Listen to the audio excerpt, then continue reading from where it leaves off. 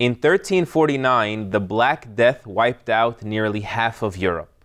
And in 1918, the Spanish flu rocked the world in 4 consecutive waves, killing 50 to 100 million people.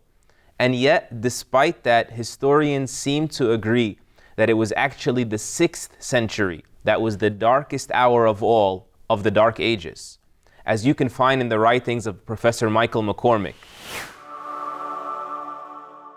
who chairs Harvard University's Initiative for the Science of the Human Past. This episode will cover the atmosphere in which the Prophet Muhammad, peace and blessings be upon him, was sent to the world, and how a most merciful God would not and did not leave a crumbling world without intervention. Rather, he sent to them the guidance they needed at that moment more than ever. In the 6th century, wherever a person would turn, darkness prevailed. In a Roman Colosseum, crowds would cheer as a lion mauled at a screaming prisoner, or gladiators hacked away at each other in a brutal fashion. In Persia, incest was widespread, rampant even in the royal family. Private ownership was threatened under Mazdakite ethics, and plagues would ravage the world, one wave after another. In India, sectors of society were rendered inferior to rodents and vermin. In Arabia, it was common to find someone whose heart was so stony he could stomach burying his own daughter alive as an infant.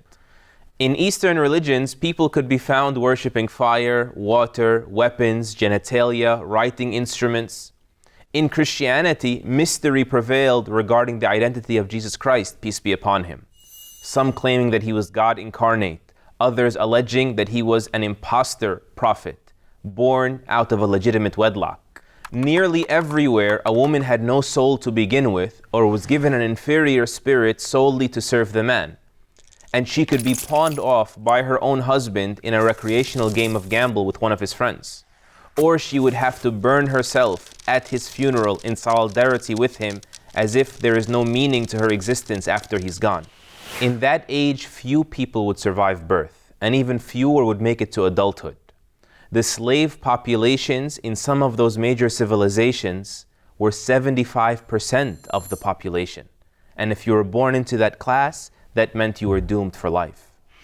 With that being the condition of the world, how could an all-aware, all-compassionate, all-capable God leave the world without a remedy? He certainly did not. Rather, he sent the Prophet Muhammad, peace and blessings be upon him, as a guiding light with a message that was here for humanity's well-being, for good. In one authentic tradition, the Prophet Muhammad, peace and blessings be upon him, spoke about this period and said, Allah looked, meaning at that darkest hour, upon the earth and despised the people for the evil and corruption that was there. All of them, Arabs and non-Arabs alike, except for a few that remained from the original people of the book. And so he sent his Prophet, peace and blessings be upon him, and he said, I have sent you, O Muhammad, to test you and test people through you. Will they make use and avail themselves your beautiful message? And I have sent with you a book that the water of the oceans can no longer wash away.